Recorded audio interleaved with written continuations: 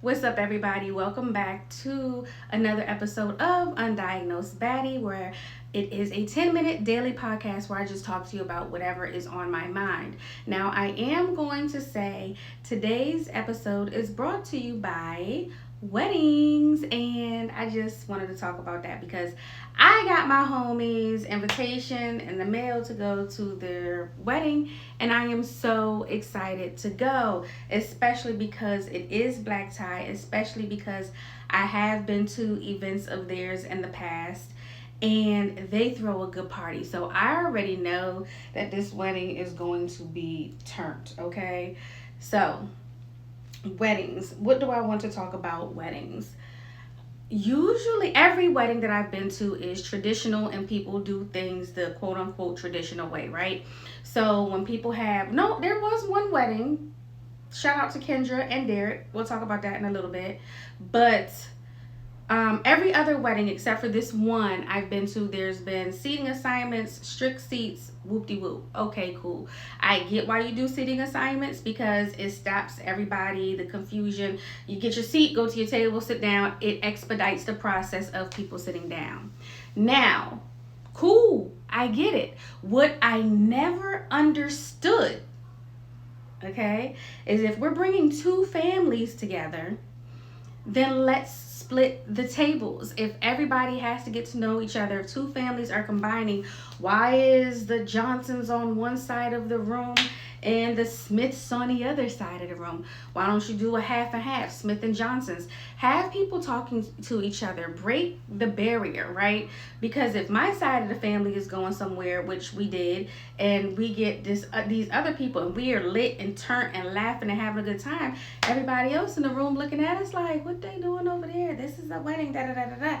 And we don't dim our light for anybody. However, I think if you are bringing two families together, mix the families. I don't know what they're doing. This is not about the couple who I'm going to see. This is about everybody prior to them.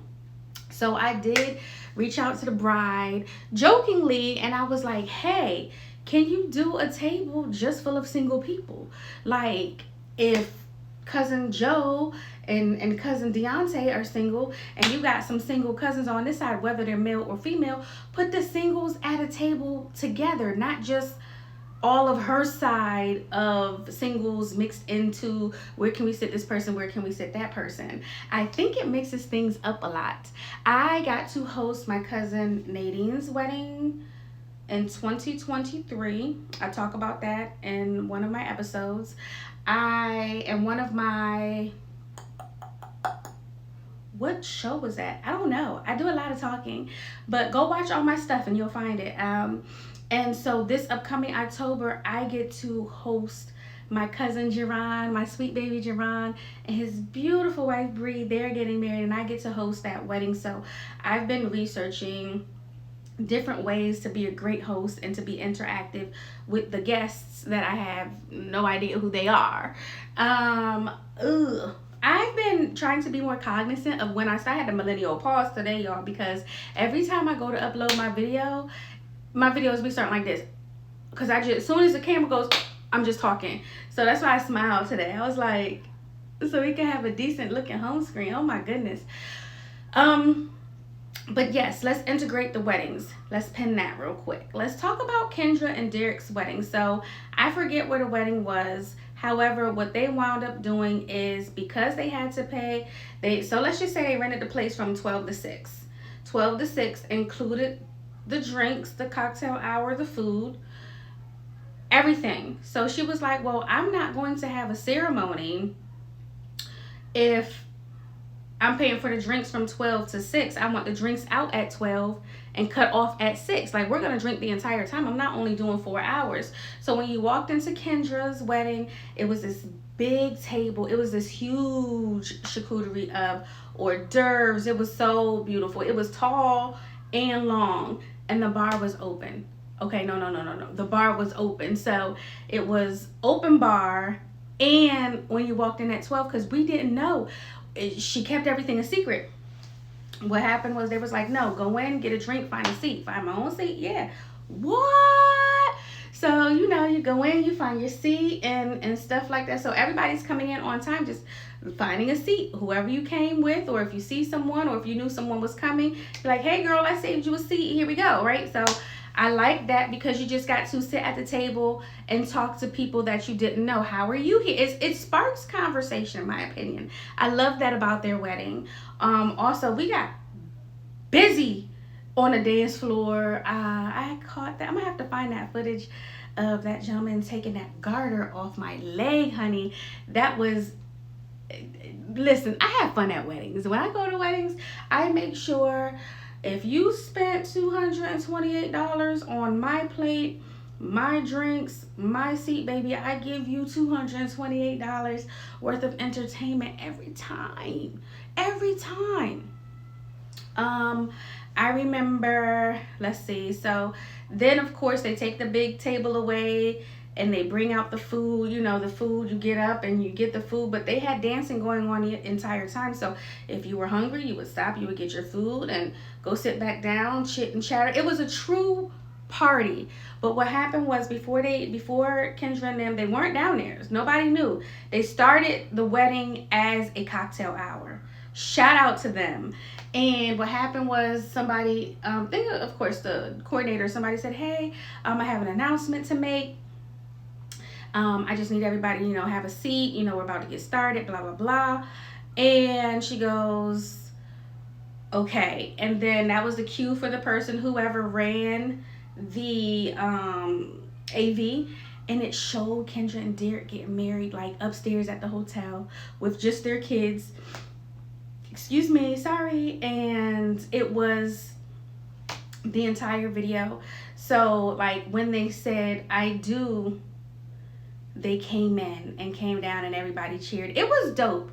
It was really dope. Like if I had to do a wedding, it's gonna be traditional but non-traditional because I'm not having a wedding party. Y'all let me know if you're gonna have a wedding party. It's not, listen, I've seen too many, and I'm not saying that my friends would do this to me, but I know I am very type A, stressful, perfectionist, honey. And I want things a certain way, and I don't want to stress my friends and family out over the things that I can pay somebody. If I'm paying to stress you out, that's one thing. I want my people to show up, be happy, be dressed. Now, it would absolutely be a black tie. I've thought about destination weddings to exclude a lot of people. That was when I was younger, when I felt like I had to invite certain people, but now I don't. I've always wanted a New Year's Eve wedding, but do you know how that expensive that's gonna be? Only because it's a hot date. Well, or I was never really truly thinking about a Valentine's Day one, but I could only imagine just the week surrounding the week of love, the month of love. Like, why not? But I really just always thought about New Year's Eve because if you know me, anything about me, I love furs. I love furs. And I want my people to come out with their furs, their stoves. I want it to be like regal, old-time Hollywood, big money, diamonds, pearls, furs, exotic skins. Like, give me all of the upscale, rich drama of fashion at my wedding. One of them anyway, or maybe I could have two. Maybe I could do one the 31st, maybe I could do one on the 14th, who knows, whatever.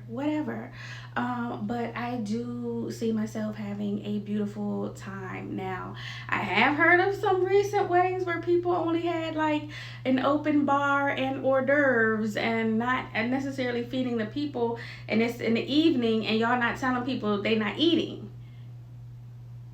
I don't care how beautiful a wedding is. You have to feed the people, right? It's one thing not to have an open bar. Okay, cool. It's one thing to have beer and wine bar.